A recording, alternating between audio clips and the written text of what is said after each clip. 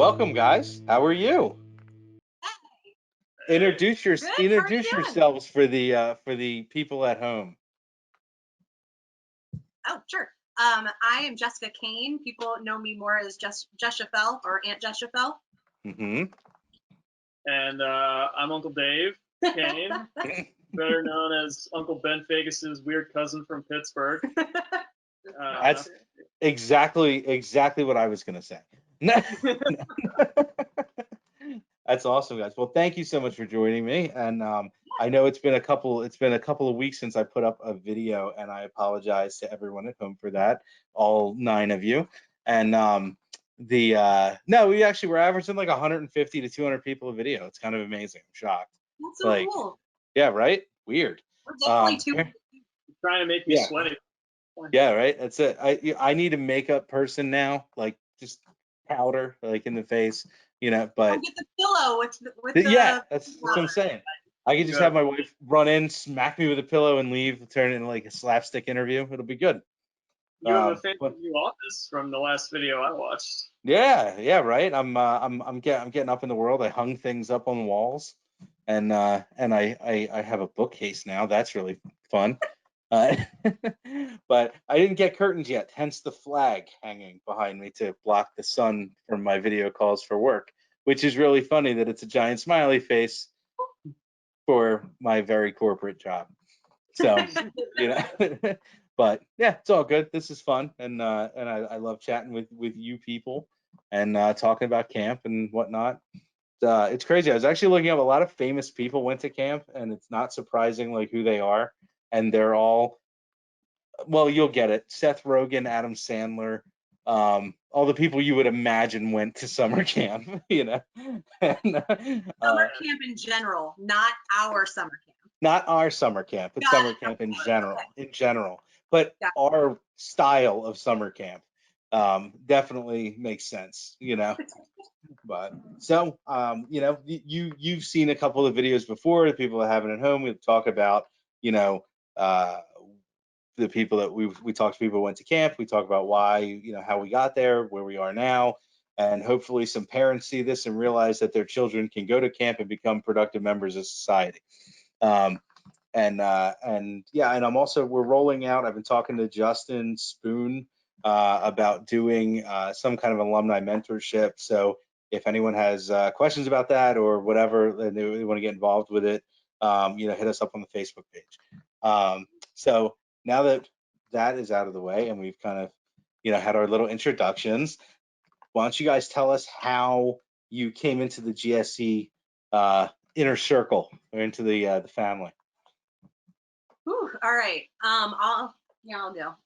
So my Shocker. mom, I believe, learned about camp from I think Julie and Holly Warshauer's parents, which is funny. My mom actually worked at the Golden Slipper nursing home. Oh. But she didn't know about the camp through the nursing home. She heard about the camp through them. That's funny. Wait, she worked at the one on Bustleton Avenue in Northeast? Yeah. Nice. That's cool. Funny story actually with Holly, when we never met until we were CITs, because I was a first encampment person and she was a second encampment person. And when I showed up to orientation, she like bum rushed me and gave me like a giant hug, and I had no idea who she was. And she's hugging me, and then she's like, "You're Sam Newsham," and I was like, "Yes."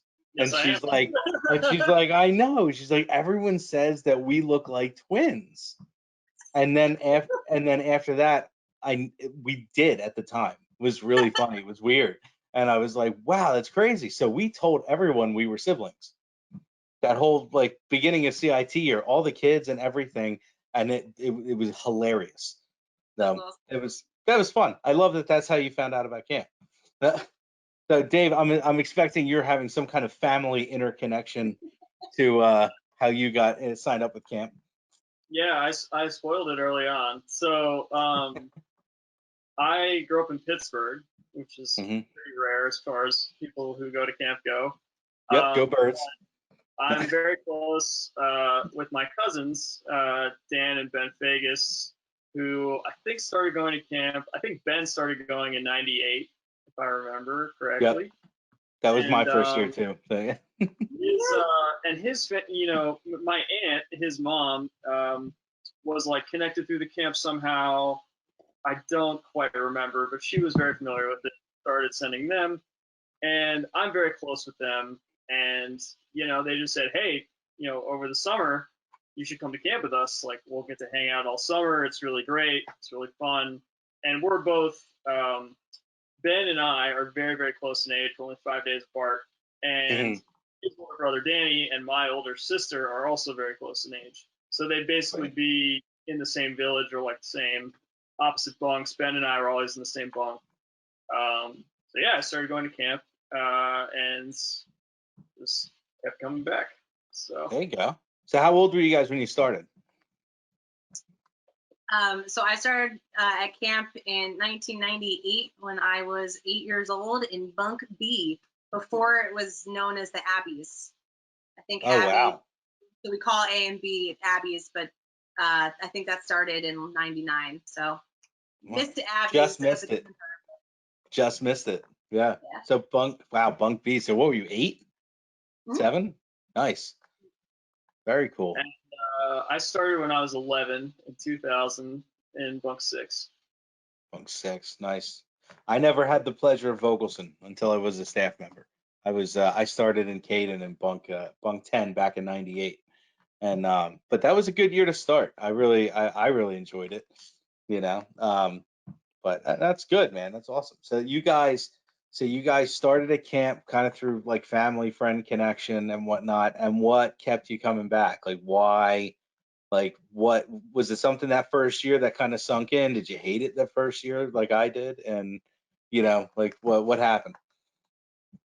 How'd you get the bug? Oh wow, what a pleasure. So I think for me, Ben made you. The first year it was tough because like it was all very new to me. Like every single part of the experience was really new. I'm not good at sports. I knew no one except for, you know, my one cousin. Like, whereas like, and you kind of come into this environment where a lot of people know each other already, and like you're very active and stuff all the time, which I like wasn't as a kid. And so like I was the first encampment camper, and I only went one encampment a summer, unlike some pros over here. But so I think the first summer was probably tough, and then as I started like getting a little bit older and comfortable in like the second year, came back again and like started meeting people and sort of experiencing it for myself. You know what I mean? You know, I really started to enjoy it, and I loved being a counselor as well. Yeah. Like that. So counselor over camper? I think for me, yeah. I would say. Oh, that's such a hard question. It's a tough one. I look at camp as having two separate. Like it was like I was two separate people. Like when I was a camper, it was one person. When I was a counselor, it was another person. Those two lives were completely different, and both of them were awesome. Like you know, so it's hard if I had to choose between the two. I don't know. You know what? I would probably go counselor too, personally. But the reason I'm hesitant is because we actually were talking about it earlier tonight, where I was like, if I could go back and be a camper one more time, I would do it in a heartbeat, because you only have a certain amount of time to be a camper. Whereas you could technically go back to camp and be a counselor for the rest of your life, and you really only get a certain amount of time to be a camper. It's true. But yeah, we'll get to that. But yeah, I don't even remember what your question was anymore. Well, the original question was like, how did you get the bug? Like to like what got you like hooked to start coming back? Like that first year, what happened? Because I definitely think it changes as why you keep coming back. I think it changes. Sure. Like for me, it like at the beginning, it was just like doing all of the activities and like me and my counselors. And then as I got older, it was Olympics, because I was just I was nuts for Olympics. I can't imagine. I can remember being hysterical crying on the bleachers because I didn't win Olympics my first year, and I was such a sore loser. Like, I really was. I was so sad. Yeah, and then as a counselor, I kept going back for my campers. Like, yeah, my campers were and are everything. Just seeing them get older and grow up. Like, I've had campers who I had them when they were in bunk B, and now they're on staff. Or I had my campers the summer that we met, which was in 2006. Those campers are finished college. Some of them are administrators at camp now. Like, it's how crazy is that? What? How crazy is that too? Like, so like if you go back to camp and your campers are like real staff people, like hardcore, like old school staff people now, like, you know. So I did it. I went back in 2018 and was just a senior counselor. And first of all, that was fantastic. It was awesome. But the VL for Strauss Village was Taryn, who was my camper in 2006. And then the VL for Council Girls was Kristen, who was my camper in 07. And then again in Council Girls, she was my camper. So I had her twice. And then, like, both of them are village leaders. It was awesome. Right. I remember sitting on this very couch where we're talking to you right now. And I don't remember what I was doing, but Jess walks over to me. And this was in 2018, as she mentioned. And we had just moved into this house, and there were like boxes and stuff still all over the place. And walks up to me and she goes, "Dave, I'm going to go back to camp." And it was not a question. It was not like, "Is that cool? Can I do it?" You know, she was like, "I'm going to go." I was like, "Okay, like, that's awesome. Like, I'm so glad you can still go. Like, did you talk to Tom?" You know, she's like, "Yeah, I talked to him." I was like, "What's the calendar this year?" You're like, "When?" She's like, "I leave tomorrow." I was like, "Oh, all right, cool. Well, Phyllis, have an awesome time." And yeah, I mean, like, it never goes away. Sometimes you have the time, and as you get older, you find yourself that you have the time and you want to go back. So yeah, there's a support group for people like you, Dave. We can work something out. We can get you some help. You know, you shouldn't have to deal with that kind of abuse. You know, no, I actually love that because that's one of those things. Like, if you went to camp, like, you get that. Like, it's right. I understand because you I get went. You went, right. Now imagine you didn't go to camp and someone just and your spouse comes over to you and says, "Hey, I'm leaving for 2 months." Yeah. Well, fair. I only went for 1 month that summer. Oh, okay. So easy trade-off there. But but I just love the matter of factness. Well, did you talk to Tom? Well, yeah. Oh, okay. Goodbye. Like, That was basically like, "Is this a want or this has already happened?" this is happening. I was like, yeah. "All right." Bye. Well, it was funny, like, when you're younger, you saw people that would come up, like, on a moment's notice to start working at camp, like, out of nowhere. And, like, because they needed somebody, and it was not a foreign thing.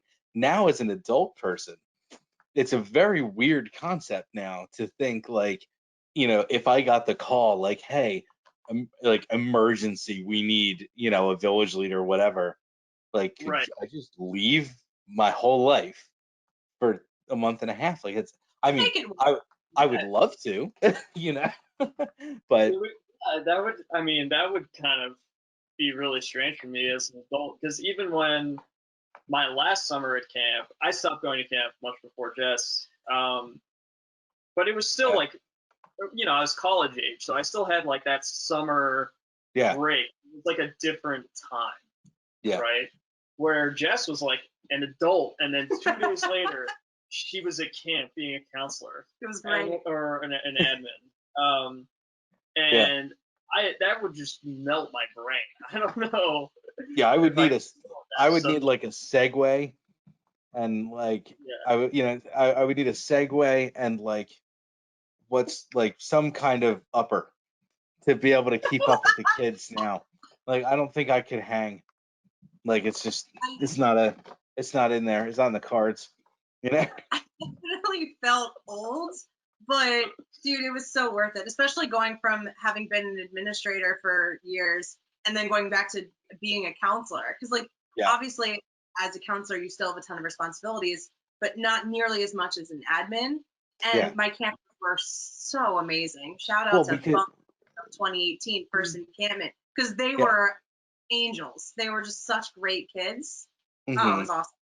Well, I'll be honest with you. Like when I was a kid, like going to camp, like Tommy and I sat down when I think we were waiters, and we were planning out like the next like 5 years. And it was like, okay, I'm gonna win shoot pack, you're gonna win CIT award. I'm gonna do like, and we just kind of like went, through the line. We're gonna be the youngest VLs ever. And then, the two of us were gonna be VLs, and then eventually it was gonna be like Steve and Tom, except it was gonna be Sam and Tom, like like kind of a thing. Like we were planning this out, and I vividly remember this conversation. So if he says we didn't have this conversation, he's lying.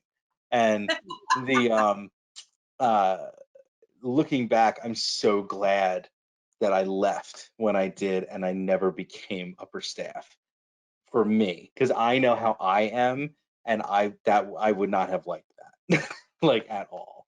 I wouldn't want to chase down my friends and make sure that everyone's doing their job. Then I couldn't be like a goofball idiot with my kids. You know what I mean?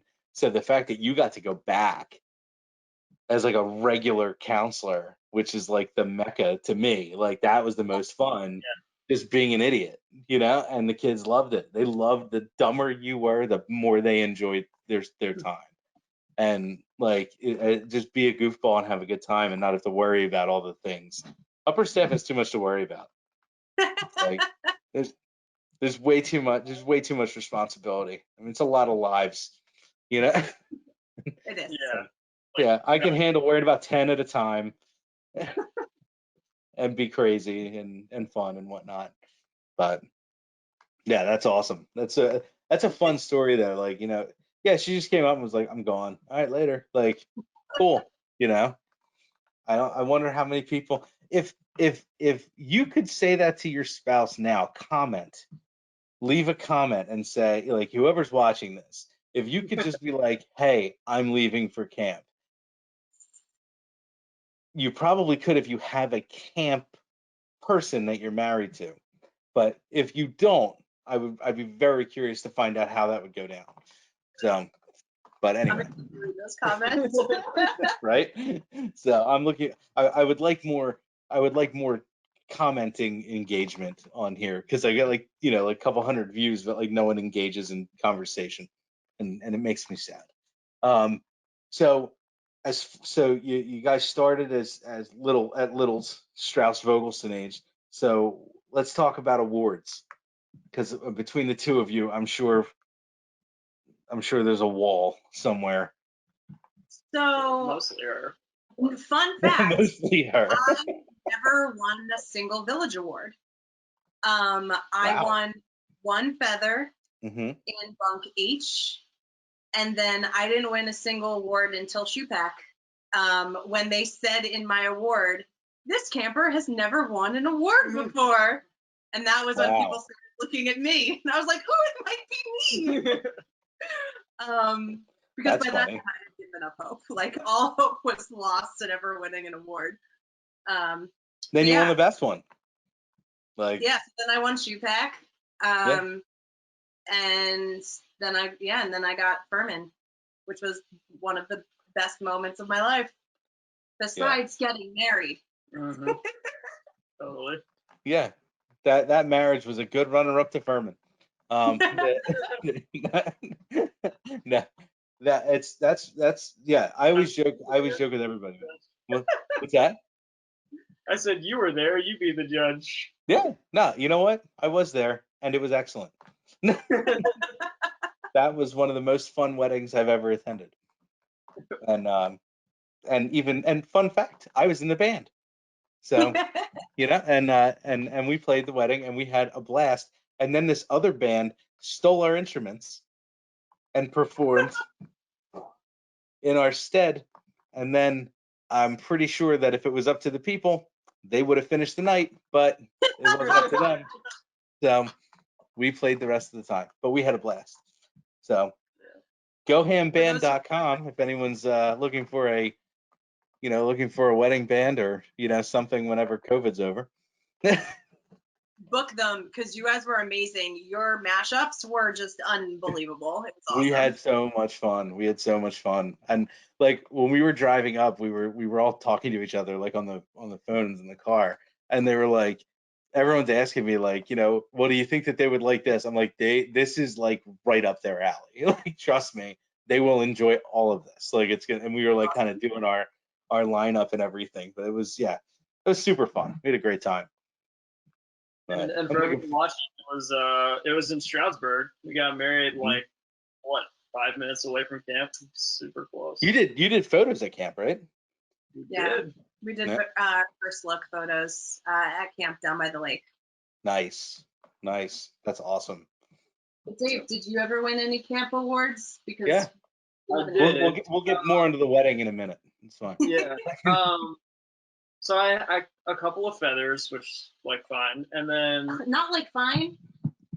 Okay, a couple of feathers, and then I won the Moses D'Souza Award. Whoa. Which is a sportsmanship award that doesn't exist anymore. It doesn't exist anymore, unfortunately.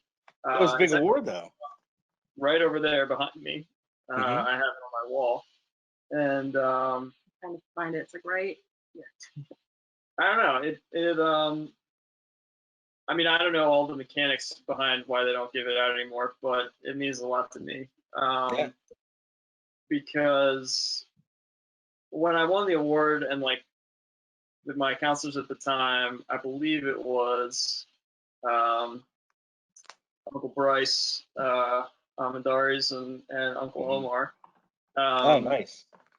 And you still say uncle. Because I do too. That's great. Their names. What's their legal names on their driver's license? Yeah. Like I said, I think I mentioned it earlier. I was not very good at sports, and so if you still talk to Matt Friedman a lot, he'll probably remember bulldozing me in the hockey court like a whole bunch of times. But I love to just go out and play and just have a good time and have fun with it, even though mechanically on the scoreboard I didn't contribute very often. And that was always it was just a different atmosphere at camp. Like in school, it's hard to be that person. You know what I mean? Where if you're playing sports with a bunch of people and there's a huge skill range, it's just generally a different attitude, than it ever was at camp, where people just were out to have fun, and I was there to have fun, and to get recognized for that attitude, strictly for attitude while playing sports, rather than ability or contribution. I don't know. It means a lot to me, and I think about it a lot. Well, I think that's part of what makes you who you are as an adult, from going to camp.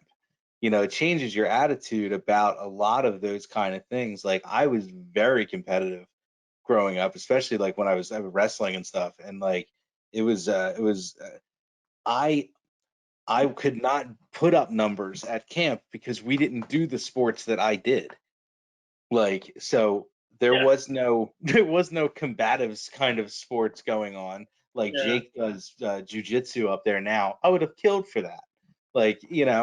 And I tried doing like the wrestling elective and stuff. That didn't, it didn't catch on. It's not a popular sport that way, but it was very competitive. You put me on a basketball court, not good. Hockey, even worse. And I vividly remember in, like, I think it was like the 16 and under or something that I was on, and I was on the sidelines until who was it? I don't remember who was. It was like our coach or whatever. They come up, they're like, all right, go foul that kid. Okay, go over, give him a knock, sit down. Okay, I'll go sit down now. Like, but it was like you wanted to help, and you wanted to keep everybody's spirits up and kind of do that thing. And you don't have that, when you're not looked at as being like a star. Like, the sportsmanship was so much more important, I think, at camp than it is in regular world. It's cool. I love that mentality, because it translates to so many other things as an adult that you don't realize as a kid. But when you can think like that early, like you're a team player, you kind of build everybody up around you and everyone does better. That's the whole point. That's why you won the award. That's awesome. Yeah. No, I don't know. I mean, it's not shoe pack. Let's just. We can't all be winners. Sam also won shoe pack. I also want shoe pack. But no, it's a really good point. Like, I was reflecting a little bit after I think your first question or second question on, like, what keeps you coming back to camp, and we were talking about how it's just such a different environment from normal life, right? Yeah. That and utopia, I think especially when I started, so my second summer I was in bunk 9, and then my third summer I was in bunk 13, and that became like more and more important to me as a camper. Yeah. Because I mean, I don't know if you remember me much as a camper, because to be honest, I was really quiet. Yeah. I was very quiet. I remember more people than they think that I remember. Like, it's really funny. Like, I may not have talked to you, but I knew who you were. I knew it was up. But yeah. Plus, I was friends with the Pegasus, but right. Which was kind of like the running joke. But like, I was very different than I am now. Yeah. Right, when I first started going to camp, and to have like the value of having a place where there were a bunch of people that didn't know me from when I was 5 years old, and I sort of had like this fresh, just like a fresh place, like, be myself. Yeah. A lot of people don't get that opportunity until they go to college. Right. But me, I got it at camp when I was a little bit younger, and it was a huge deal. Yeah. I especially in 13 and then in waiters, like, and then becoming CIT and stuff like that, like, I built my confidence at camp. You know what I mean? Like, in that environment where people are a little bit goofy and like things are just more fun, like, all the time, and like there's no weight, right, of like what you go out and do every day or anything like that. And nobody has that mental image in their head of like when you were in the first grade. And like, to get all that, like, before I went to college, like, I don't know, I was just reflecting back on it as we were talking. It was like a really big deal. Yeah. I think I number one, I love the way that she's looking at you while that's going on. So that makes me happy. Number two, I love that thought process of like that clean slate, like that tabula rasa kind of mentality, like early, pre-college, because like you go to college, you go buck wild, trust me. And the but because you can reinvent yourself then. But like, who wants to do that at 18, 19 years old? Like, I'd rather shake off middle school and middle school and go from there. Like, it's for real. Like, I love that you kind of recreate who you want to be, and the people around you kind of mold you into wanting to be better, like when you're with the right people, you know. That my mom always said to me, like, you know, that I was really good until I could pick my own friends. And then when I picked my own friends, like that's when I became a problem. But when I was at camp, I didn't have bad friends. Like I wasn't getting into trouble and whatnot, like I did at home in the city. So like, and there's I mean there's a lot of truth in that. Like, you know, when you're at camp, it's a very different kind of experience. A different breed of people just go there that are there all the time. You get the one-offs that come and go, you know, that just don't get it. But the people that get it, like it's a whole different world. Yeah. You know? But I like that. How about you? Did you clean slate it? Or were you just always the Chaffel? You know? I don't know. So like I know I when can't I was imagine you being a shy little kid who didn't talk. so So I wasn't. I don't think anyone can imagine that. no. I definitely shy little kid didn't talk, but I remember the fact that like my first year at camp, I didn't do the talent show and I didn't do like the shows or anything because I was too nervous. So I wasn't a good reader when I was little. Oh, okay. And at like one of the schools, they wouldn't let me do the show because I didn't know how to read. So at camp, I was like, well, I can't do the show because I won't be able to read the scripts. And just context for people, Jess loves theater. I'm sure you ran theater at camp at one point, like theater nerd. So when she says show, yes, that's what she means. Thank you for clarifying. Yeah. Well, and for and then there are a lot of people that won't know who you are, like that watch this. Like when I look at the people like that, you know, that view it and whatnot. Like I'm sure there's a good amount of people that weren't at camp, like when we were there, and like it's an understatement to be like she's like the like theater person or whatever. Anytime that she could get on stage at camp, girl was on stage at camp, like you know. I think this is when I clarify. The other band at our wedding who took over for Sam's band was mine. To just push that point a little harder. Yeah. Yeah, like I love theater to this day. Like if you could see around this area, you'd see my theater posters on the wall and my playbills back there. But I remember, actually, I don't know if you were in this. Were you in Anything Goes? No. Okay, well they did it at camp. They did 3. I don't remember which years those were, but I remember they did those shows.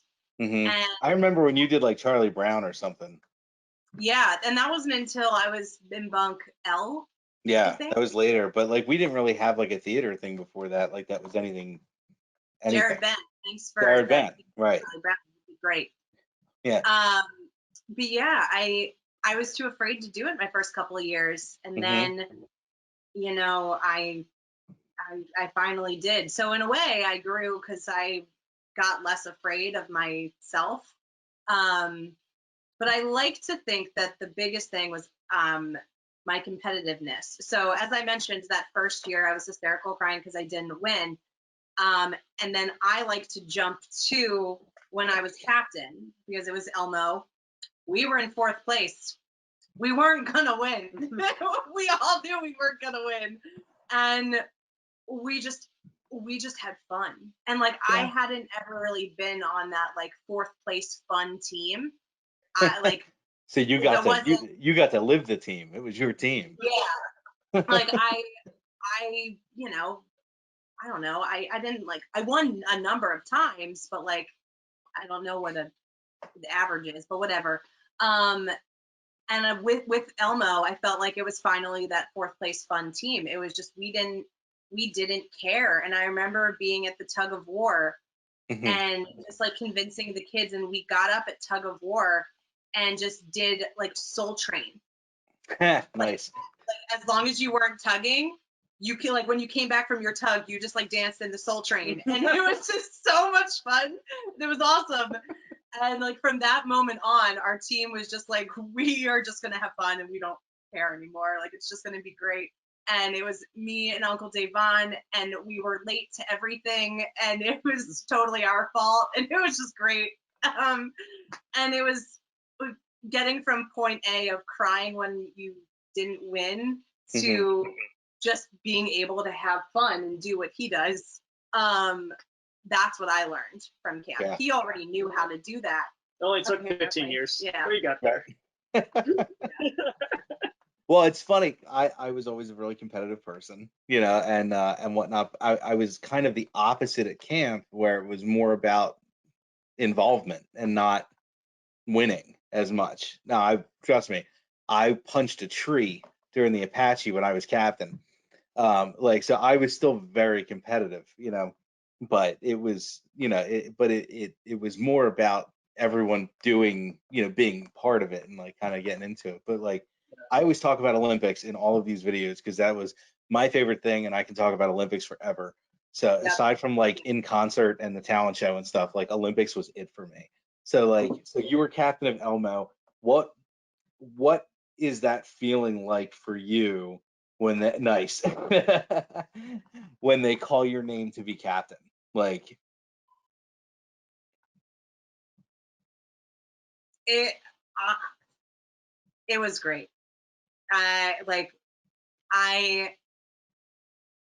For me, it was great.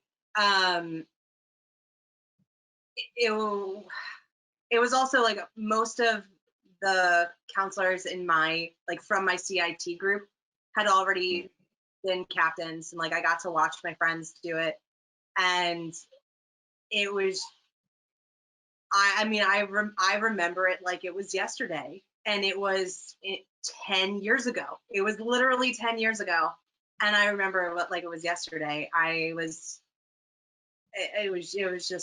was one of the best days of my life. Like, yeah, I don't know. Do you have anything about you? Words do not describe. You can be more articulate than I can. So you were a captain, right, Dave? I was a captain. Okay. I was captain of Donkey Kong. Donkey Kong, right? I knew that. I'm trying to, you know, for the people. You know? Right. And we did win Olympics. Jess was my songwriter. Not a stilted draft choice at all. It totally paid off. And sure. Yeah, I remember we were in the pavilion, I believe, and I was in the Vogelson bleachers, and I had so much energy. You know what I mean? Like, it wasn't a conscious thought of just like, well, now I'm not gonna like sleep for 4 days and like, you know, I'm just gonna be like 150% all the time. Yep. But it's like, you could just feel it, you know, like I just jumped up.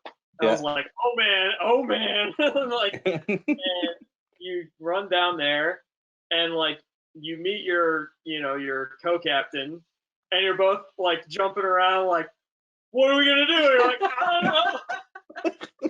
But like, I don't know, you're just so excited, and I don't think I've had as much energy as like I had in that moment, like to this day. No, he didn't. And it just like carried me the whole time. Like, I remember I ran the Apache with my team, and you're not allowed to do that anymore because it kills you. And he legitimately ran the entire thing. Yeah, and Jess wanted to like drag me to the infirmary at the end because I was so out of breath. And I was like, no, I gotta keep going. I gotta cheer. I gotta keep going. It's like, and it was just like injecting B12 into your arm as you're going around the corner, like. Yeah. Give me some of the purple juice. Right. Yeah. But yeah, I mean, it was just it's just excitement, you know. Like Jess said, you had seen a lot of people that you really, you know, respect do it before, you know. And so you sort of see like what it takes to be a good captain, you know. And I think I felt ready for it. I didn't feel nervous at all, which like I think is a real testament to like the power of camp. Because like in I don't know, in some other situation where they're like, you're gonna lead 200 people, you'd be like, what? What? What were you on that you had 200 people just on your team? Whatever, however many people. It felt like a lot. Like 80. But yeah, just no nervousness, just like let's do it, let's go. Yep. I was at like you said 150%. As soon as they call your name, I'm losing my mind. Can't believe it. My co was amazing.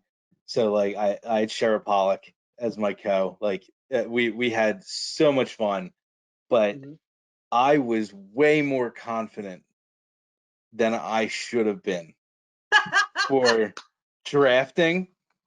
And especially like how they kind of build bowls around some certain people sometimes, like obviously Jeremy was going to be in the Harry Potter bowl, like shocker, and things like that.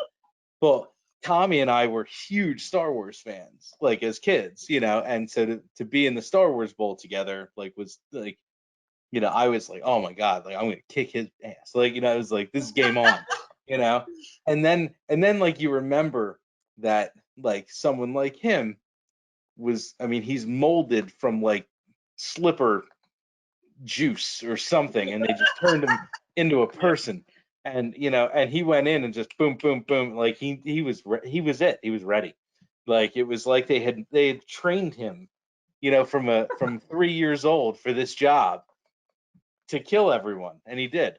And and it was fitting that he was in Darth Vader. It made a lot of sense. To this day, I'm still sad that I wasn't your lieutenant, because that was my lieutenant year, and Bull was first encampment, and I was fortunate enough to be a lieutenant, but I got it second encampment. Oh no! And I will be sad about that for years to come.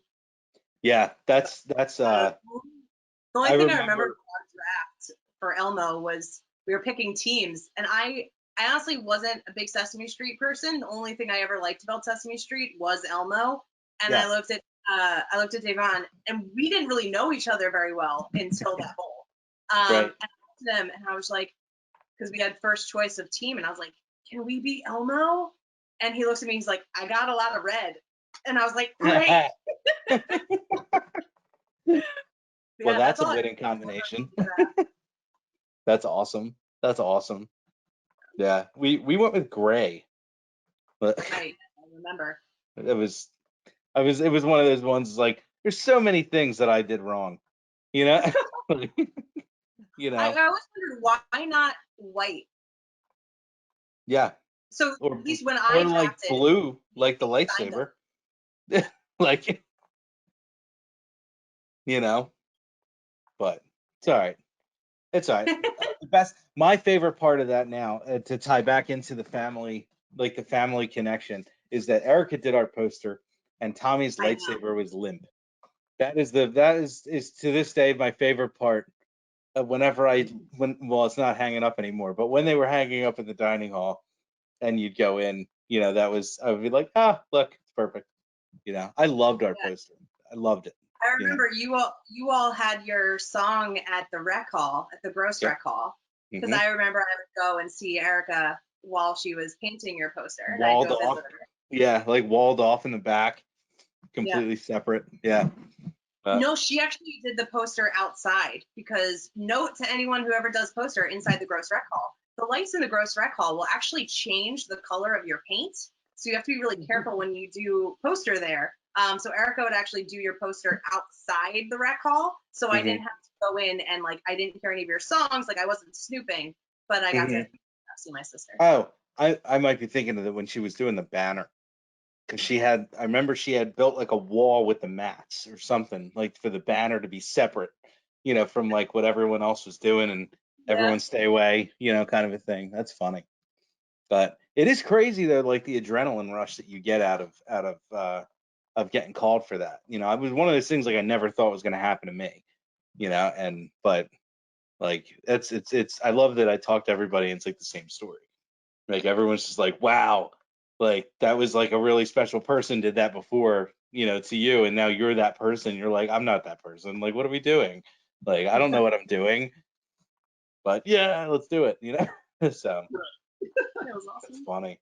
So what about how's the win-loss record? Like, everyone always jokes about, like, they joked about Chad for years, with being 0-1,000,000. What, did you write it down? So I didn't write Of down course my you wrote it record. down. I did Of write course you wrote down. it down. I did write down the Remember how years. she said she was competitive? I didn't write down the wins. I wrote down the years I went to camp, the bunks I was in, and my teams, so I can like calculate it. So I know that I won on Killer Whales. I know I won on Ravenclaw. I was also on Ravenclaw. I won way more as a counselor. I don't know what team I was on that bowl. But I don't know if you can see my Hufflepuff cup. I am a Hufflepuff, but I was on Ravenclaw. I think I won 5 times. Yeah. 4 or 5. 4? I don't know, something like that. Yeah. That's funny. I won twice. I won with Ravenclaw, and then I won as captain with Donkey Kong. Oh, I have both of those. You just collected them, like, That's funny. Well, so it's, the winning thing was funny. I only won once, and it was Killer Whales, and I wasn't there.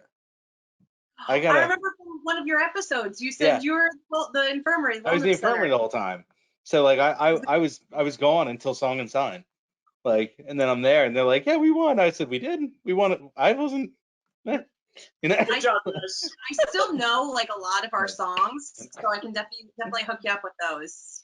Yeah, I was talking to Brando, like he had all of those like cataloged for years, all of the songs and whatnot. I want to get that website like as part of the alumni. I want us to do like a real website and everything like for the alumni and like put that on there and have all the. I would love to do that. But, the old history website, I remember that with Brando. Yeah. I want to do, and I want to get all of the posters digitized so that we can sell them. I think that would be. Oh, you're what? I have pictures of all of my sister's posters. There you go. No, I want to get them like actual posters so we can like sell them, frame them. I want my poster hanging up. So that's an awesome idea, by the way. I 100% support it. The Donkey Kong poster, drawn by one Devin Shimiyama. Oh. No, he didn't do Donkey Kong, dude. Who did the Donkey Kong poster then? Am I misremembering? You are definitely misremembering. Devin, you did not do that poster. Do not take credit. The poster was fine, but you did not do that poster. He did, I think. Oh man, but I'm not speaking for him. His work is way too good for me to speak for it. Anyway, whichever poster Devin did, we like saw Devin's work. Oh, the Oscar the Grouch poster is probably the one he's thinking of, because that one is amazing. Yeah. Art Museum in Pittsburgh last time we were there, which feels like years ago now, but it probably wasn't. Yeah. He was at the Andy Warhol Museum. Devin did an exhibit there, and we got to go see it. Whoa. How cool is that? Awesome. Devin's posters are probably like worth real cash to like real people. Well, I'm going to edit that out so that I can go and take some. That's so funny. He was amazing.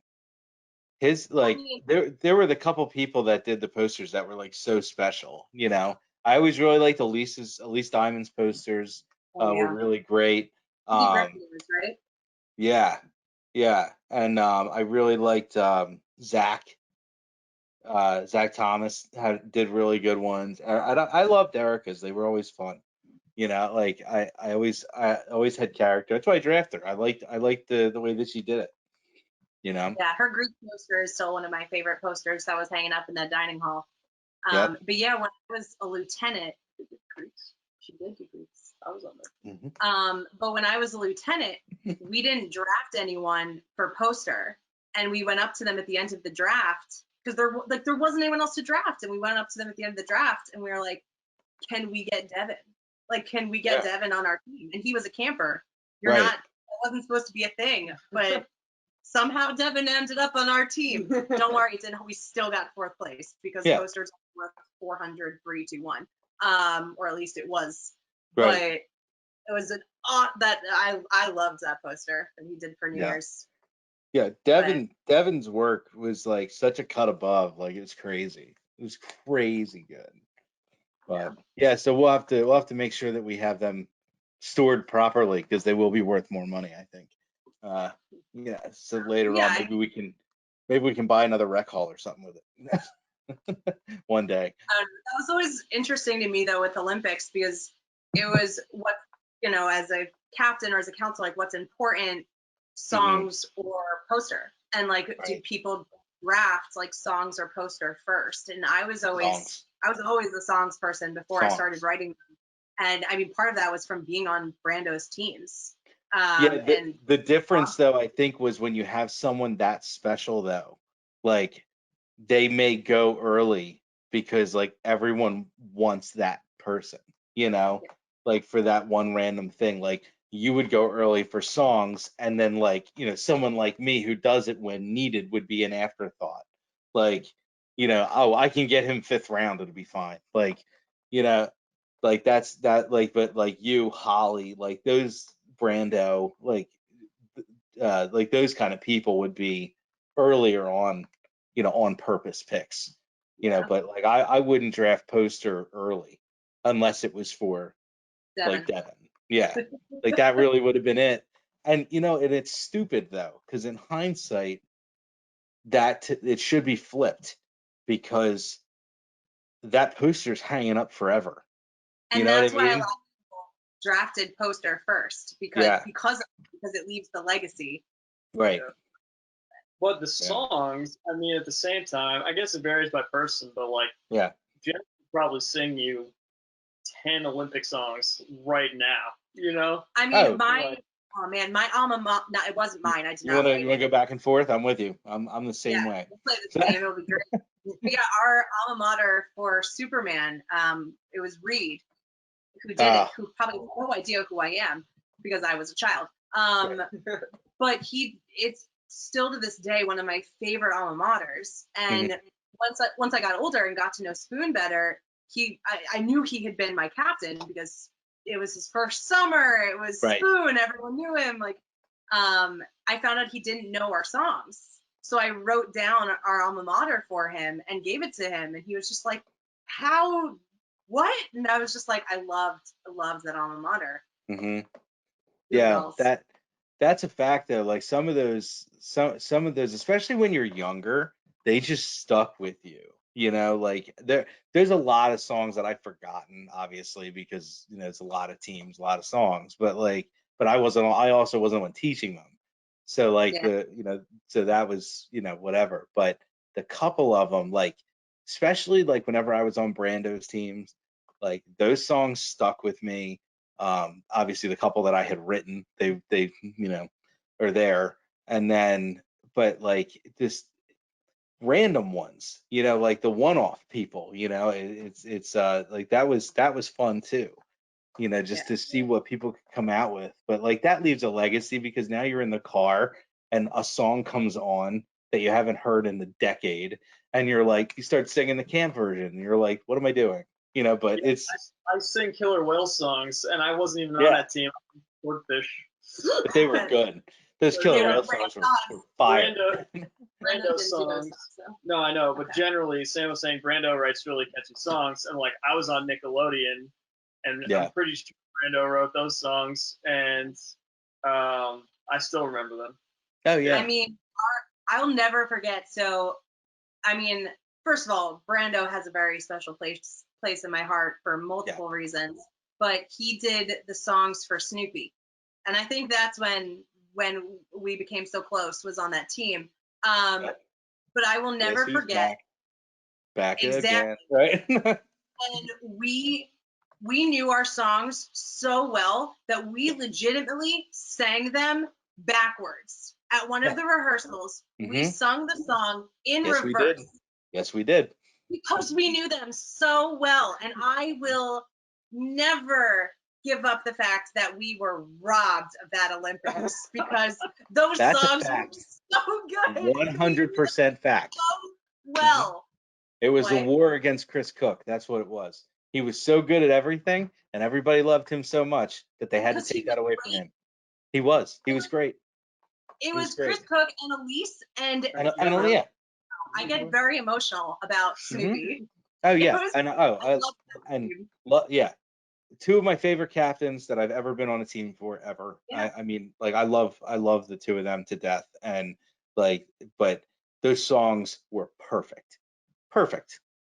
Like, And we knew them. Oh we my knew God. them perfectly, you know, and it was Passionate about it too. yeah. Snoopy, Hufflepuff, Scarecrows, like those were my three big ones that I look back on and I'm mad, like because I had the most fun on those teams and like just felt like we won, because it was just such a good team, you know. The of the worst teams to have a good time on, the Old Glory had awesome songs, also Brando, and we didn't do well, but it was a lot of fun, you know. It was funny when we were on Old Glory and Brandon started to talk about the songs that he had written. And he said, like, this is a song that I have always wanted to do for Olympics, but I just never felt like it was right. But I feel like it's right now. And he busted out Ice Ice Baby. And like, I was like, this is going to be amazing. Whatever happens here is going to be perfect, you know? We had such a good time. We had such a good time, you know? Yeah. But yeah, I mean, I love that. With his songs, he also just picked such good songs like for the teams. Like he would also think about that of like, does this song mesh well with this team? Which I always just appreciated and thought was such a brilliant thing to do. But yeah, you know, I learned a lot from Brando, not just about songwriting, but just being a counselor in general. He was just. Oh yeah, we were co's. We were, yeah. I mean, I was. No wonder you were so great. No, Brando. He, you know, it was funny. I got him in kind of an odd way, and I don't remember like exactly the ins and outs of it. He was not happy about being in bunk 12, but because it was, you know, he was like an Uno person, then he was up to council, and then, you know, but we got him, and it was like me, him, and Corey Trobin, and I was like, well, this is amazing, like, you know, like you can't beat that. But so here's a question for you, and this is an interesting one, especially with the fact that you guys got married. What summer impacted you the most as a person? Like, Dave, you go ahead. Let me go to my board here. Let me consult my notes. I mean, it probably has to be 2006, which is when I met Jess. That's probably a super corny You don't have answer. to say that. This is a safe place. You don't have to say that just because she's here. I got your back. But it's probably true. I mean, that was also my JC year. Right. So that was like my first, first summer as like a counselor. And yeah, I mean, it's probably the summer that I don't know, 06 and 07 are definitely the two summers that I like remember the most. And then Bunk 13. Bunk 13. Which I think I said before it was Omar and Bryce. I made a mistake. It was Brando and Bryce. I had Omar and Bunk 9. And then I had Brando again in Waiters. Mm-hmm. And that was an awesome summer just because like our bunk, at least my memory of it, and it could be totally wrong now, but like we won. Like I won everything that year. Like I was on Ravenclaw. We won MTV night. We were like, the cleanest bunk. We won honor bunk. Like, it was as it should be when you're on your way out the door, you know. And we were just like the Bunk 13 All-Stars. That was like the best bunk I was. Yeah. So I know I just said like 3 out of the 7 years that I did camp, which is kind of a cop-out answer. But yeah, I mean, for different reasons. Obviously, So basically, the years from 2000 to 2012 were like really great. Now, you know, yeah. 2006 obviously had the longest lasting impact on my life. But, Yeah. you know. I mean, for me it's really hard because like, so my best friend besides Dave is James, who for those of you who don't know is currently our roommate. But we met when I was in Bunk B. We met our first summer at camp. So it's like, for me, like that first summer of just like the people that I met and like being 8 and being away from my family, like I can remember there was a girl in my bunk who was a really picky eater. And I remember just being like, oh, I saw the counselors were like, oh, this is hard. Like, we want to make sure that this kid's eating. And I remember seeing that and being like, well, I don't want to be like that girl. And like making sure to eat everything. Like, my parents would definitely say that was the most impactful summer because I went from eater to sure, I'll eat whatever on my plate. Right. But like that first summer of just being able to be a human without my parents. That's a wild concept, you know. Yeah. So besides that, because like I'm 8. I was 8 away for 3.5 weeks. Like it was great. Everything that I remember. Besides the fact that I had to leave for a couple of days because I got lice. Besides that, it was a great summer. But yeah, I mean, I forgot about that. Besides that summer, I would also say my CIT summer, just because there were so many transitions that were happening. So like that was in 06, my CIT, his JC. It was 06. It was when it was the first summer without Uncle Steve, and we had an interim director, and then first summer without me. It's fine. You can say it. It's all right. Exactly. But we had our Independence Day, and Uncle T.O. became the director. But there was just, it happened on 4th of July. It was our Independence Day. It was. Yeah. How much would you have paid for T.O. to get up and give that speech? How much would you have paid for T.O. to give that speech on Independence Day, like the Bill Pullman, like Independence Day speech, like as Jack leaves, That would have been awesome. We're going to live on. But yeah, we're going to survive. Sorry, I could do the whole thing, but yeah, that would have been great. Yeah, that summer was a lot. I also like my first encampment CIT year. I wasn't a great counselor. I had a lot to learn.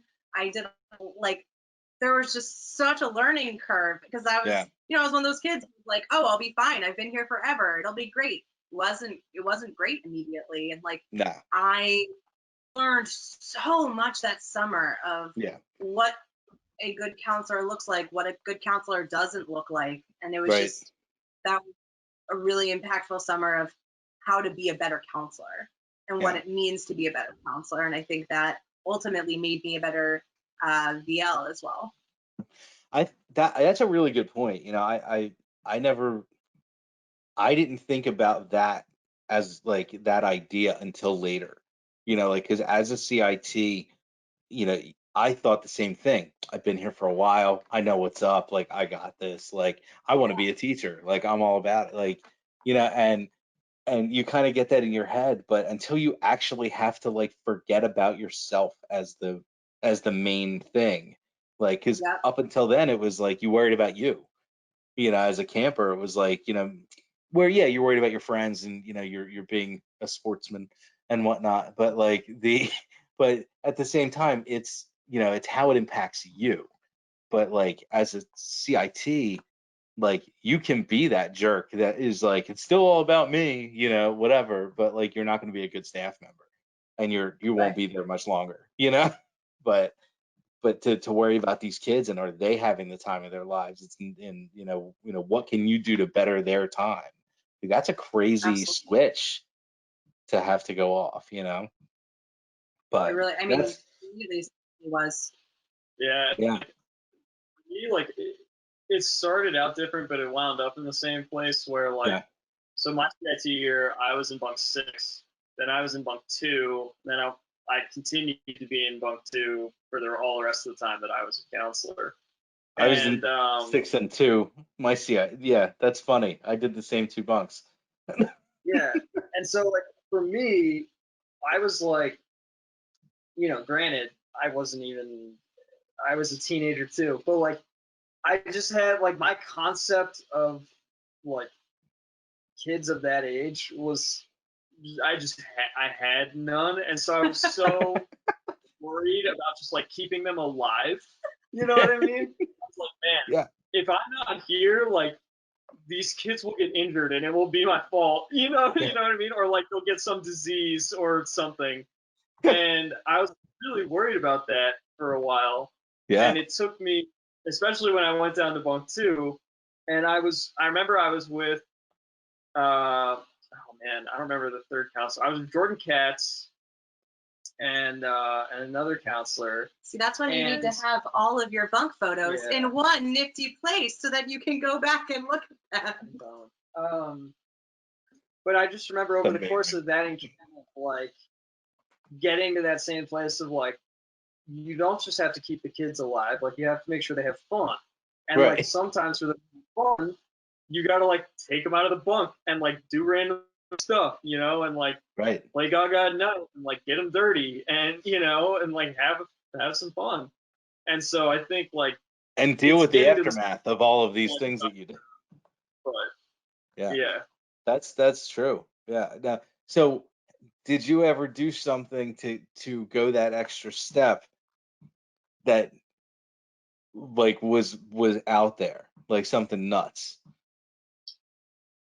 I don't know. The statute of limitations has passed. You can't get fired now. We can talk about these things.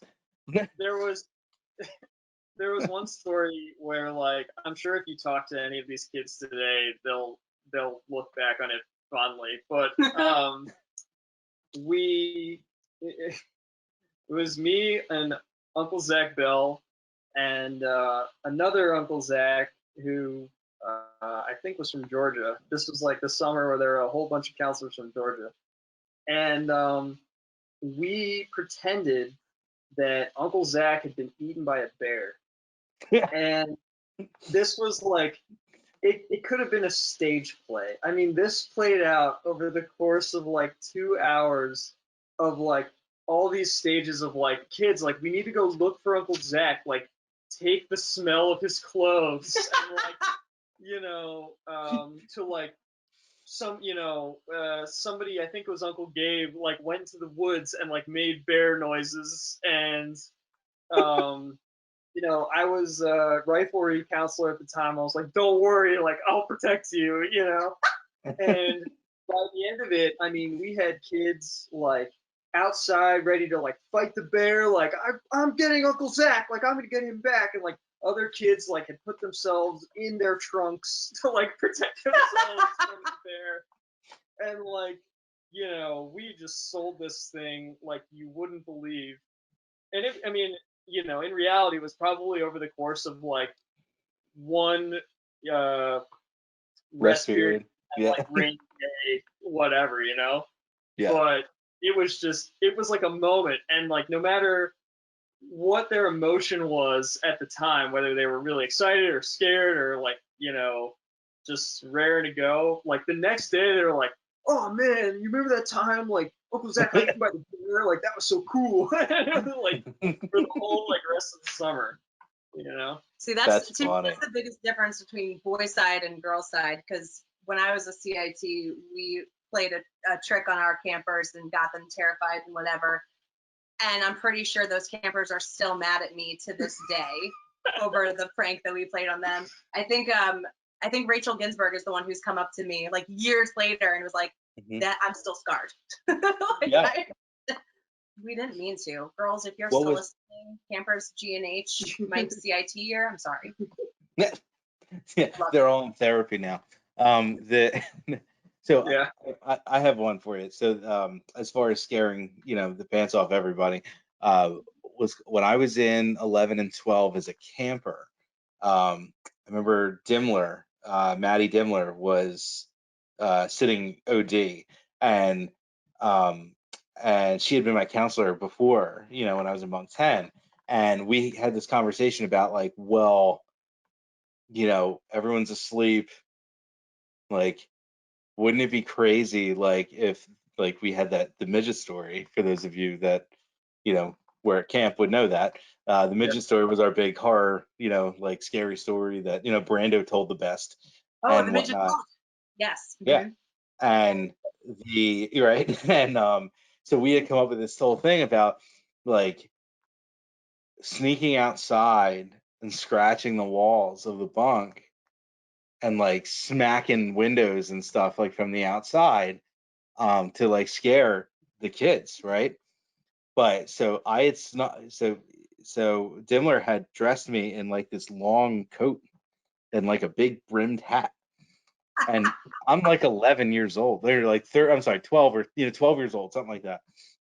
And but I was strong enough to be able to like lift Dimmler, and so Did you have a hump on your back and your hump so on the Dimmler put me in a big hat, like I looked like a mini Undertaker, and like, and so I'm outside, I'm scratching, and Dimmler's running around waking all the kids up, like, did you hear that? Did you hear that? Oh my God, like scream, and the kids are freaking out. One kid was losing his mind. It was great, and I just dragged my foot up the ramp and swung the door open, like, but you can't see my face because I got the big hat and everything, and it's nighttime and dark and raining and the whole bit. And I just and Dimmler like charged like he was going to protect the bunk, and I knocked him down, threw him over my back, and just walked out dragging him. And then that was it. These kids were screaming, and it was like I was like, you know what? The academy really should call me. Like I'm ready, And but kids were freaking out and everything like that. And what Dimmler forgot was that we were directly across from Steve's cabin. Oh yeah, In that's 11 right. and 12.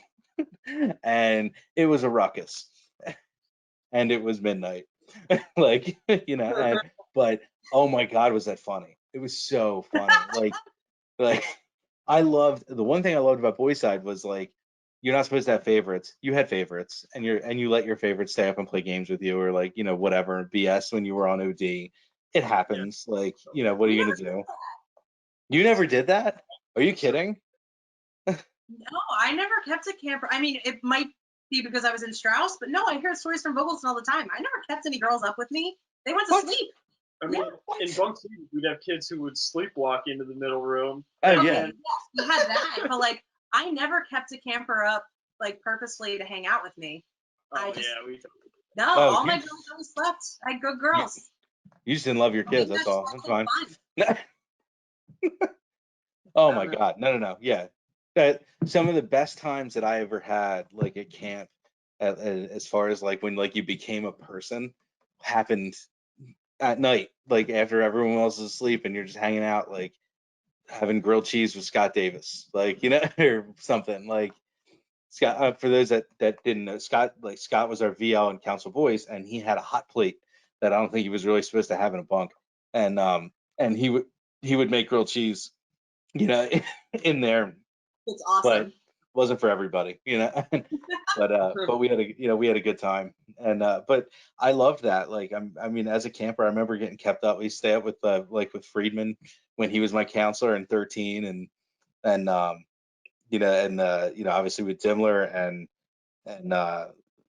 what's his name, Mark Moulton when I was in bunk 10. Like I hung with him a couple times. Like it was, that was like a part of the thing. Like when you were friendly with your counselors or whatever, if you had your kid, like everyone has that kid, like so like that you would keep up or and hang out with or whatnot. Like, how did you not do that? Yeah, like everybody had at least one kid who was like they Awesome. were good and they deserved it, but they Right. also you knew that they wouldn't brag about it to other kids Right. in the room. I Yep. think it's just that That all was of the We're key. Sparlow. I think it's that all of my campers were that great that I just couldn't pick between them. Oh, that was good. That's good. Yeah, my No, my kids my kids were awesome, and if they weren't awesome, they know they weren't. But but no, I loved all my kids, but I mean it was you know, so some of the kids would just not go to sleep, and you know, but if they were cool, like, all right, cool, hang out, you know, have a good time. But I don't know, I love those kind of things, and the pranks were great. Like, you know, like can you imagine pulling that prank now? Like, I would never pull a prank again after CIT Bunk H. Never pulled a prank again. Sorry, guys.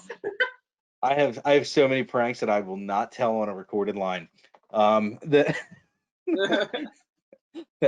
But everyone's alive. No one died. It's fine. You know. Exactly.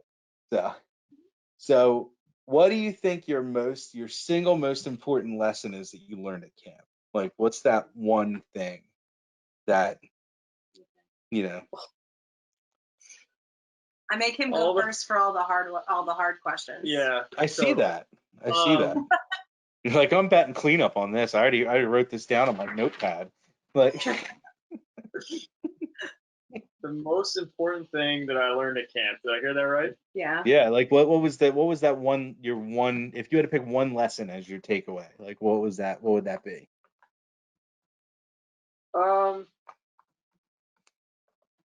It's gonna. I don't know. It might sound a little bit strange, like, but for, I guess, either people that know me well, like you, or obviously you. I guess my biggest lesson from camp was there's a lot of power in like being yourself, right? Yeah. Sort of like part one. And that was like, we talked about it a little bit before, but there was like a lot of growth in that for me. And then like the implication of that and like what I learned because camp helped me be that way was more like people are never thinking about you quite as much as you think they are, you know? Yeah. And like, and I mean that in the best way, because, you know, like you said, you know, a lot of people probably remember me who I wouldn't think do, right? Yeah. But in the same way, so many things that I was so like caught on as a kid that I was sure, you know, everybody noticed or like, you know, was like honing in on. It was just in my mind. Like it would just wasn't it just wasn't real. Yeah. And that like that reinforced a lot of the confidence that I got at camp, you know, and like and it was a thought process that I took back with me. Right? Because like I don't know, at least for me, like there's some part of like, you know, my camp personality that's only for camp, you know, just because it's a special place with special people. But like that was a really important thing that I took back, you know, was like, this doesn't have to change now. You know what I mean? Yeah. Especially like going into high school and stuff like that. So I'd say that was it for me. Dude, that's a great answer. That's a great answer. Like, I really, I love that. It's a great lesson to take especially as a young person, you know, like, because you get so caught up on yourself and you're so worried about what everyone else thinks about you. And it's like, nobody cares about you. Like, you know, like that, like, you know, they'll care more if you're being your genuine self, and they'll care more about like what you're doing than if you're just sitting there worrying about like being yourself. Like, I don't want to, can't be myself. Like, you know, I'm gonna be this other guy. Like, you know, and you're not that guy. Be you, you know, that's awesome.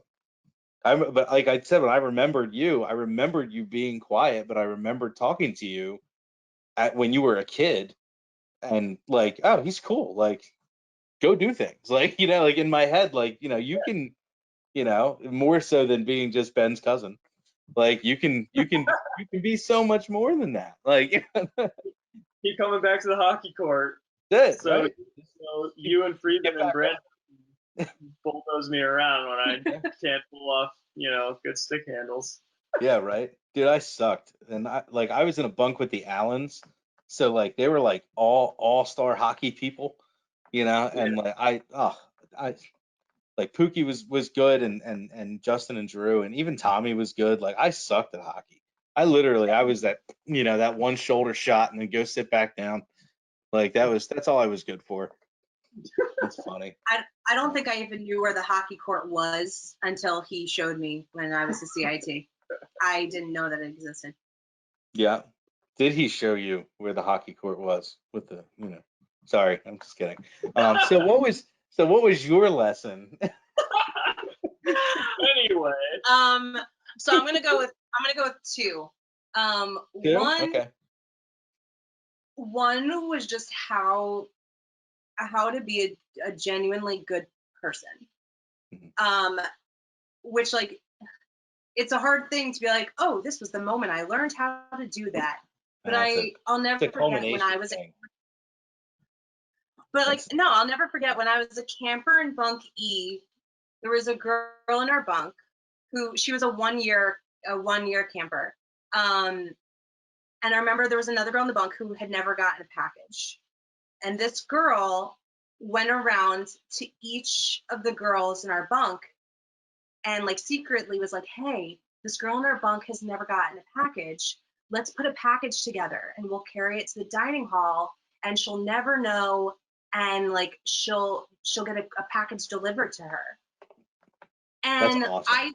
I have since then, I have done this for campers as a counselor. Mm-hmm. But this was a girl who was 11 who just had this idea because she saw someone in the bunk who was sad. And I think about that a lot of this, like, there are people at camp who just, and they're not just at camp, there are people out there who just have this genuine care for other people. And I'm sure I'd seen it before then, but that moment sticks with me of like, here's a person who just has such a genuine heart. And I will always remember that girl in our bunk who did that for another kid. So one, just how to, like, genuinely good people and good person. And then the other is actually something that T.O., I don't know if he still says it, or said it, but everyone should use 100% of their potential. And that was something I remember him saying every single summer as a counselor, of as long as you bring 100% of your potential, then I can't ask for anything more. And not every counselor is going to look the same or do the same things. And I remember hearing something similar from Brando and from Aaron Sachs, and just people who I really respected and viewed as just incredible counselors of this.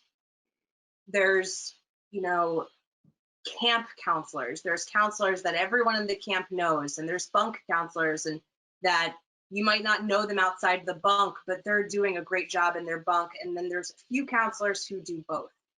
Yeah. And if you're using 100% of your potential, you will hopefully be in one of those three groups, because if you're doing everything that you can as a human to be the best counselor you can be, you don't have to be that super, super loud, outgoing person who gets drafted for Spirit. Like, that might not be you, but you will fit somewhere as long as you are using 100% of your potential. And I don't know, that's something that sticks with me in my career as a human, just always striving to be the best you.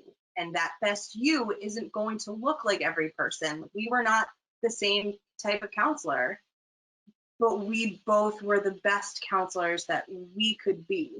And I think that was something, and that's something that I don't know if it's ever said to campers, but I know that when they give the Spirit and Sportsmanship Awards at the end of the summer, that they say, you might not be good at basketball, you may not be good at swimming, but you can be a good person, which means you can win, like you can win this award, or you can just have the satisfaction of being a good person.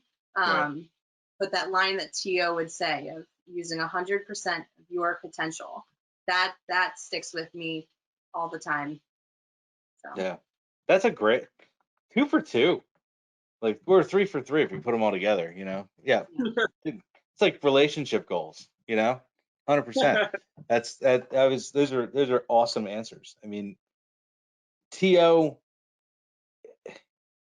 I mean, he was like, you know, my dad at camp, you know, like so it's so funny like I never looked at him like a boss, you know, but he was a great boss.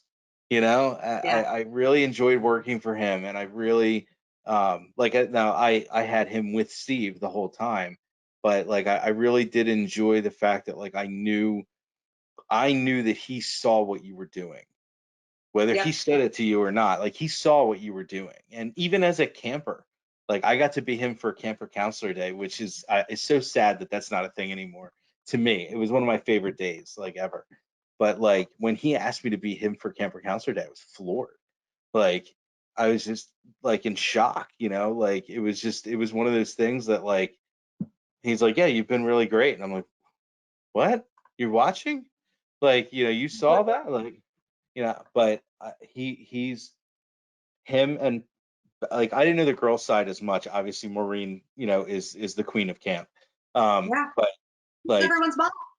yeah, she's the first person. I've said this before in interviews. I'm sorry, I repeat it all the time. The first person that my daughter left from us. Like, even like my mom, my wife's mom, she would never just leave without making sure that we were okay. Maureen puts her hand down. She grabbed that hand and was gone. We were out of sight, didn't care. Like I was like, I'm good. Like this is awesome. It's the way it should be. You know, Mama Yeah, Maureen took care of us. You know, but like on the guy side, they're like I was so lucky like with To and then TB, like having yeah, Baxter was like, I mean, insane. You know, like those are they were excellent examples for me at that time to have something to Mhm. strive for. You know, yeah. and I 100. and it took a while for me to be a better version of myself, but they were the model that I was shooting for later, you know, because I mean the early we're not gonna talk about the early 20s and all of that, but like it was, you know, everyone had their things, but like they were an awesome example for people, and I love that you used that To quote because it's one of my favorites. You know, Yeah, 100% of your potential. That's such a camp mentality, though. You know, like I coach, and I mean, if I got 50% of their potential, I'd be thrilled. The way that a lot of the kids are now, but like they don't have that in them, like you used to see. But like Tom brought that out of you. You know, that's a good lessons. Crushed it. So all right. So moving away from camp, like who are you guys today? Like for all the parents that I hope will start watching these videos when they're deciding to send their kids to camp, like are you productive members of society? I like to pretend so. Yeah. Yeah, but I would say it's like currently we live in Chicago. We this is our house. But we live in Chicago. I work at Northwestern. I work in student programmings. Um, so I still get to work with students. I went to school for education. I taught for a number of years, and I think someone else on this call learned that the classroom wasn't necessarily how I wanted to be in education. Yep. So currently in higher ed. Nice. Very good. How about you, Dave? What are you up to these days? Yeah.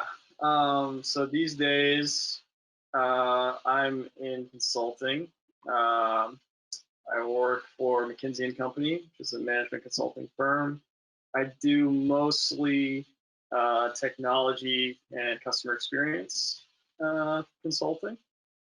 And yeah, I feel like I'm pretty productive. I don't know. It's been a journey. He's trying not to brag, but he has 2 master's degrees, so I'm going to brag for him. Oh yeah, I have 2 master's degrees. Good wife. Good wife. Thanks. Yeah, I mean, I worked in the entertainment industry for a little bit.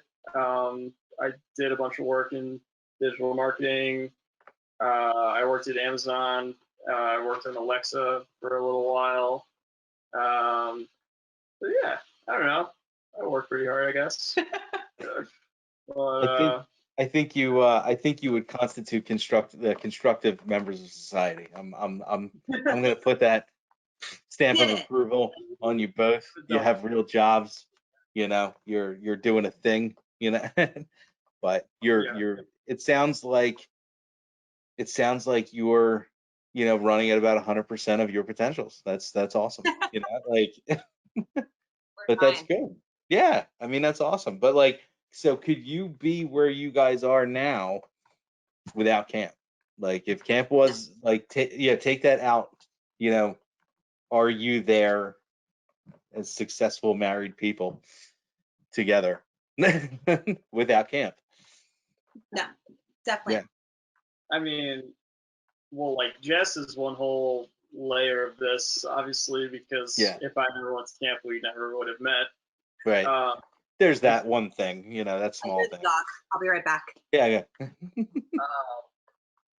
So there's that. But you know, we talked about it a little bit, right? It's like a little bit of a theme, like being able to break out of my shell a little bit. Yeah. Before college, and like understanding that like attitude matters, you know? Yeah. Yeah, I mean, of course it's important, right? Yeah. I think also like you're much closer to this, Sam. Like, I'd love to hear what you have to say about it, but like as I've gotten older and I've learned more about camp as like an organization, right? There's so many lessons in how camp is run, and like the fact that camp exists at all, right? That give you a little bit more purpose and perspective as an adult, right? Like, as an adult, I have a certain amount of resources, right? Like, some of them are time, some of them are money, some of them are, there's various other types, right? Right. But there were a bunch of adults that like saw a need and like took those things and built this place, right? And that's one. But then there's like this whole other spectrum of like people who just give back for that purpose, you know, and like they're, you know, and like I said, like you're, you know, one of the folks at the forefront of this, obviously with the club and the camp, but it's like you give so much of yourself, right, for camp. And like just having, as I got older and like understood more about what camp is and how it works, right, it seems, it means a lot. It really, really means a lot. And you know, I think about it a lot, right? Like, similar to like 100% of your potential, it's also like, what are you doing with your good fortune and your resources? Right. So. Well, it's funny. So talking about like the structure of camp, like a lot of people don't really understand like how it works. And you know, short answer is that, you know, the Golden Slipper Club and Charities is a charitable organization, you know, in the Philadelphia area. You can read all about it on, you know, on the website, you know, and whatnot. But it's you know, it's everything about camp and some of our other programs called, we have GEMS and the you know, Seder for seniors and a bunch of other stuff, you know, that we do. But it's all purely based on the membership to the club and how much, you know, time and effort and money, you know, the membership brings in, like, to make it kind of happen. And you know, there was always this kind of friction, you know, between the club people and the camp people. And especially, like, I remember as a counselor, like, you know, like I hated like Horatio Alger Day and stuff because I didn't really understand it. You know, it was like, oh, to me in my head, it was like, oh, these rich people come in for a day and they feel good about being here, but they don't really know what it's like and blah, blah, blah. And that's not what it is at all, you know, and it's now, you know, we have Golden Citizen Day, it's a little bit different, you know, and whatnot, but um there wasn't a lot of communication with the camp folk, you know, of everything. And that was kind of where I felt like my niche was going to be when I was trying to figure out what I was going to do. Because Mike Staff had told me and Matt Friedman had told me about like joining the club, and I was like, you know, at the time, like I'm broke, like I'm not going to be a big donor, like or anything like that. And they're like, no, but you have time, like you can donate your time and do things, whatever. So like I started getting involved, and then I saw the hole in alumni, and you know the reason this is even happening with like the interviews and stuff is that we couldn't do the stuff that we wanted to do this year because of COVID. So like we couldn't do the programming. You know, we want to do a softball tournament, we want to do a family picnic, and we want to do like we had all these things that we were gonna do that just couldn't happen. So like this was kind of our way of kind of getting everyone back engaged and whatnot. But like now that I'm on the other side, like so many of the older people that are like, I say older, but like the people that have been members for a long time that do donate so much of themselves or their money or you know whatever, they have a connection to the camp in some way, some fashion. And like you know, as a kid, like my you know, Neil was huge for me. Neil Grable, like he was my favorite president, you know, of camp growing up, and like um he was just he was like that epitome of excellent, you know, being just a genuinely good person and really caring about you know the kids. And I like it always stuck with me like that was the kind of person to be. And like he was part of this, so like you know kind of getting involved and finding you know your place. But like we have an untapped resource of hundreds of people that went to camp that aren't members or that aren't involved in some way and whatnot. And like you talk to everyone who went to camp and they have those camp stories. Life would not be the same without it. Well, like let's do something then. You know, like let's make it so that the kids now have what we have now. You know, and like I love hearing you know those kind of things, like you know even in Chicago, like you're doing this with me, and like this video might change you know somebody's mentality somewhere, or reinforce that it's a good thing to send their child you know to the to camp. And or maybe they don't realize that like if you can't afford to go to camp, you can still go to camp. You know, like that's one thing that we don't talk about in a lot of the interviews, but like I was a scholarship kid. Like my parents, it was the year my parents got divorced, and it was kind of like a custody agreement you know for me to go to camp because you know they both, I don't know what the exact circumstances were, but they couldn't figure out what to do with me over the summer, you know. So like camp was like the compromise. And I went with two I had a friend and my nephew actually went at the same time. Both of them went home early, and my mom told me no. Like you started it, you finish it. And like I hated it, I wanted to leave, I screamed and complained about it. Baxter probably hated me, you know, like as a 12-year-old, you know. Or one And of those. but I yeah, hated it. And then the last day of camp, I'll never forget it. Like Phil Hoffman said, he's like, so you're gonna come back next year? And I was like, oh, absolutely. Like I was a terror for 2 weeks of without my people. I was so mad, you know. But I met my best friend Tommy, and like, and that was it. And it was like, you know, like you kind of, but like I think I went to camp for like $300, you know, or something ridiculous, something stupid. But like even full price, it's cheaper than, or I don't want to say cheaper, it's less expensive than the comparable camps in the area.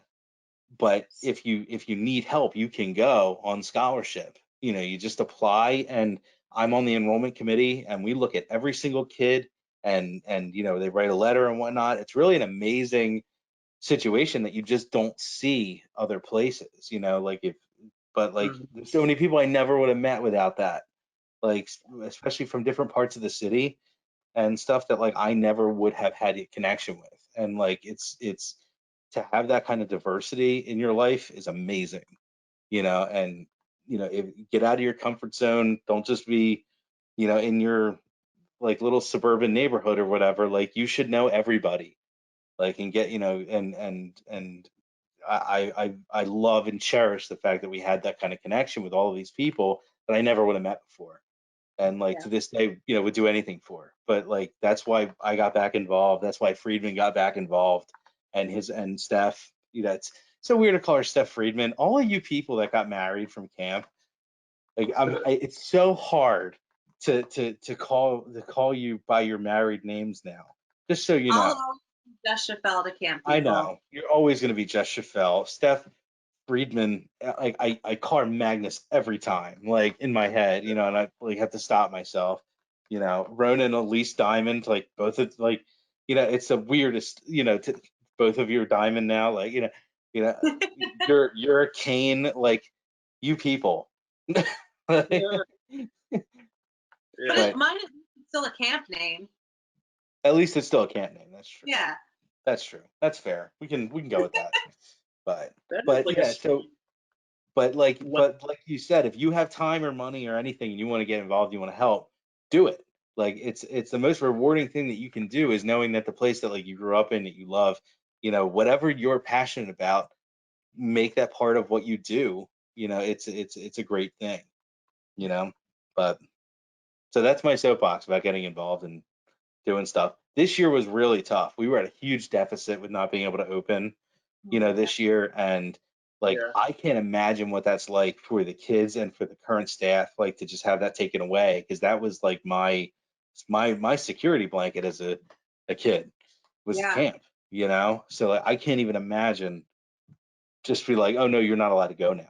What? I mean, I was the kid, like, I would lay in bed, and the way I would fall asleep every night was singing my alma maters from that summer. Like, Right. that's what helped me fall asleep every night. Like, I wasn't quite the kid who counted down because, Mhm. but Right. I was the kid who just and I'm still the human. Every person in my life knows about camp. I Yeah. mean, even the people I currently work with, they say we just did something. It was a Zoom call, and they said bring something of significance in your life, Hmm. and this is what I brought, which is Hmm. it's my photo album of every single one of my camp photos since 1998, and Wow. it's just, I truly can't even imagine it. It's just knowing, for me, knowing that camp truly is always there, knowing that 2 summers ago, I did what I could do to go Why back to, not? and Just just why not? knowing that camp is the type of place where time stops. Yeah. So if you miss a summer, literally, we all know time stops in between camp. Like, when you go back to camp, you are not going to remember the fact that you didn't have a summer last summer, because it's just nothing. Like, it's just, you can just fall back in Yeah. as if nothing ever happened, which is the most Yep. beautiful thing ever. Like, James and I would go the entire year without talking, and we'd go back to camp as if we had just seen each other the minute before. They have no idea.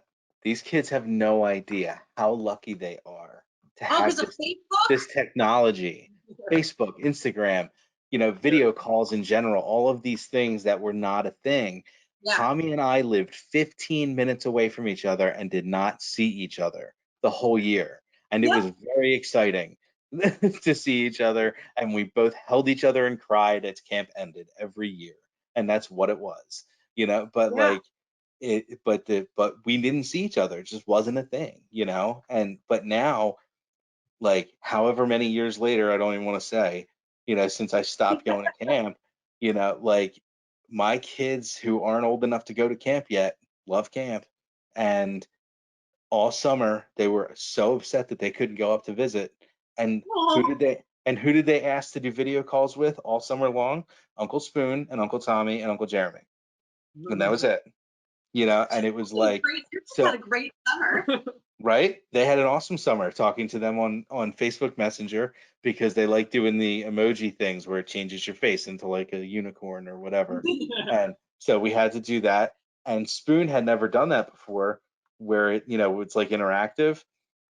And I think him and Amelia talked for like a half an hour about, but they weren't talking. They were just making faces at each other with these things. And I would see them going back. I wasn't even on the call. It was hilarious, so, but it's so cool to see that impact, and it really is just there for people. Like, and it's not as long as I'm breathing, and I can help make the place not go somewhere, I'm gonna do it, and it's I love that all of these people that I've talked to, and everyone that that has reached out about like the either videos or whatever they can kind of jump in on or whatnot.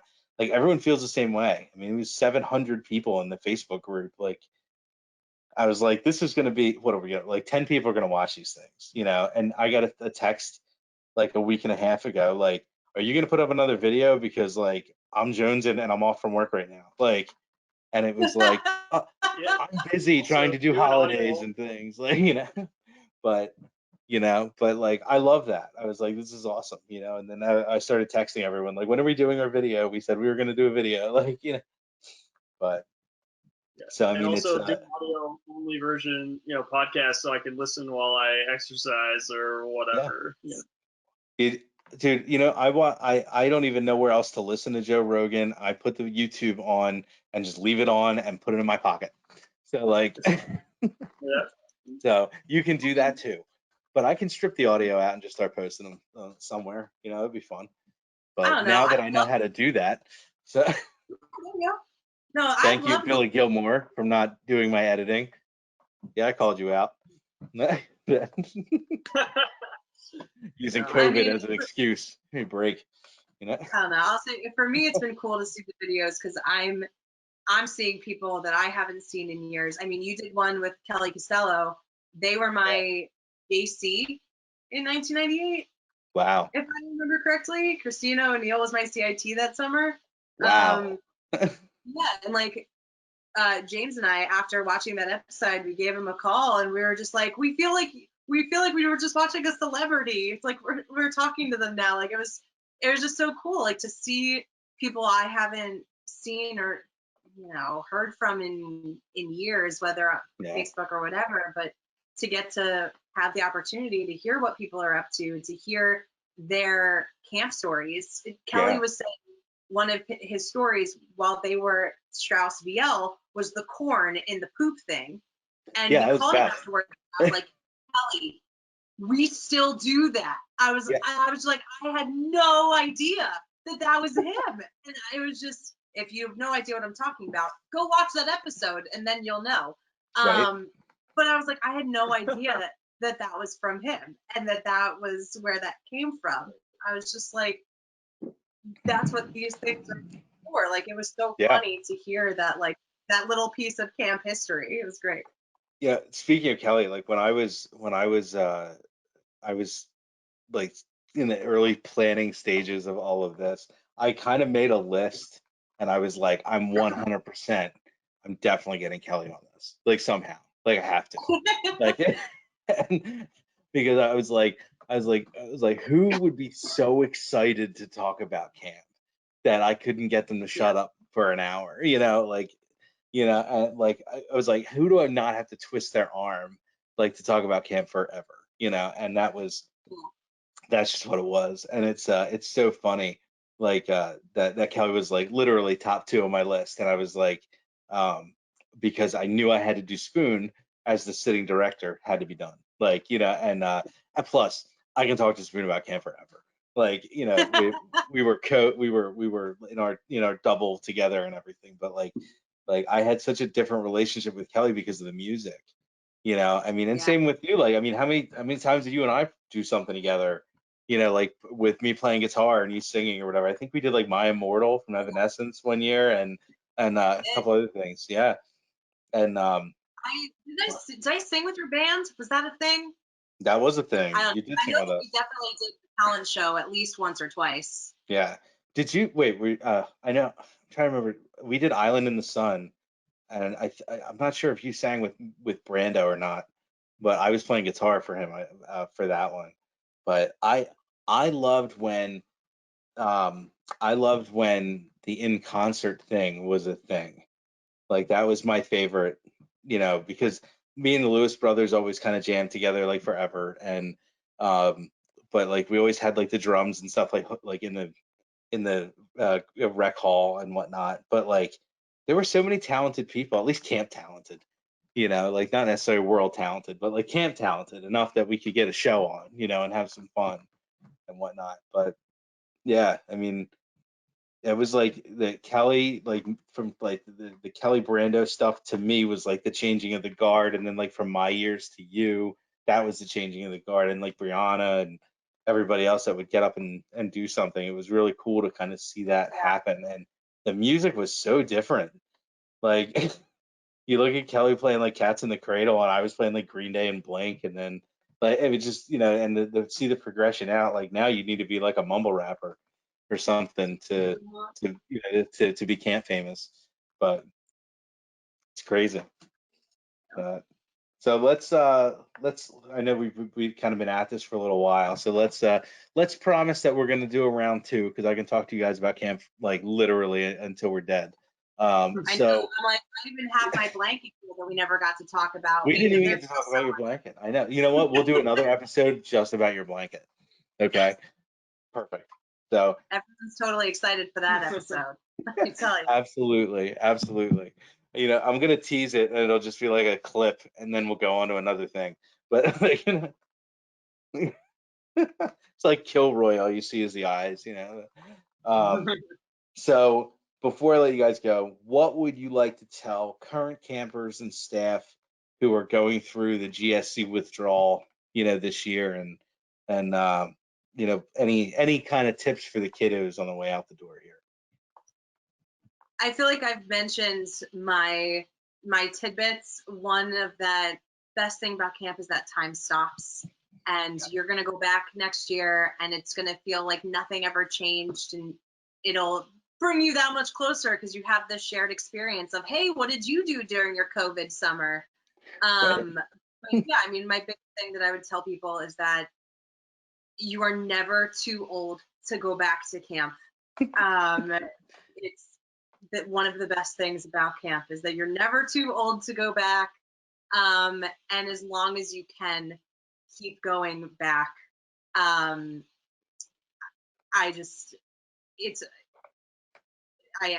stop there because I'll just keep talking and digressing. So.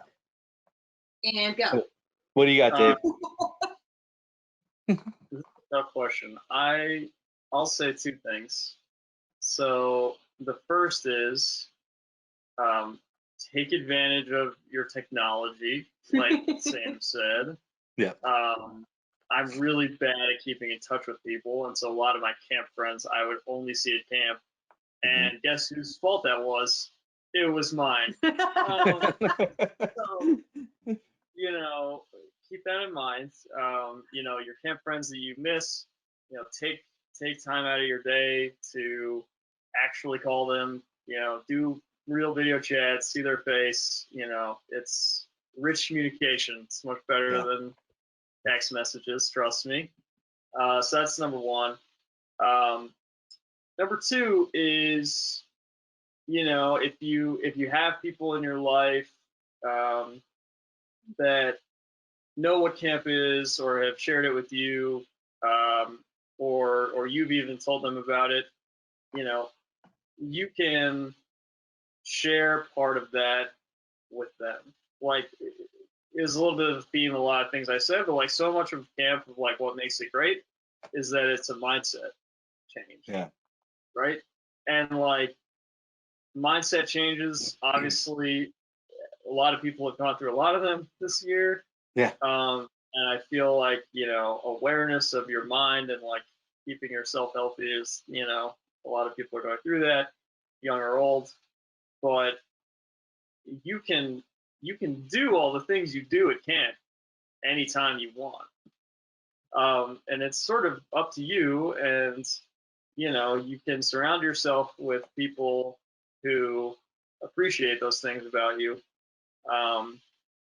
We sing Aladdin in our kitchen all the time. Like, I don't know, like that seems like a weird camp thing, but like we both do it, and Yeah. you know, it's one of those things that like we both been to camp, so we get it. But you know, it's just a mindset thing, and don't forget that. You know, one of the best things about camp is that it, like you said, Sam, you know, it teaches you a bunch of things that you take with you elsewhere. And so what wonderful time to practice than this year. So I'm going to build on that real quick. Growing up, I always said that I was the best version of myself at camp. And I would take, and I would take Dave's comment of like, why was I the best version of myself at camp? What do I need to do? And it's something I like do as an adult now, of like, if I was the best version of myself at camp, what was I doing at camp that made that so? And how can I still be that person in the real world? How can I still be that person at work without maybe getting on a chair and singing Build Me Up Buttercup at the top of my lungs? But like, where is that middle ground of this person who doesn't care what other people think while still, you know, being the adult that I am? But agreed. We get to do that at home because we're just weirdos. Because you're there. Yeah, exactly. Weirdos together. Well, I don't know how we can top that. I think that was awesome. I love that you guys took some time to talk to me. I know it was probably the longest episode we've done, but you know, we covered a lot of ground, and it was a lot of fun. But thank you guys for hanging out. I'm hoping we you know, can do a round 2 at some point, because I know there's a lot of camp stuff that we didn't cover. But I really appreciate you guys sharing you know, your history a little bit with us and what you're doing today, and looking forward to, you know, more episodes of the Alumni Experience. So subscribe, comment, share, all that fun stuff. But stay connected with each other, reach out to your friends, make sure they're okay. And until next time, I'll see you guys. Thanks, everyone. Bye. Bye.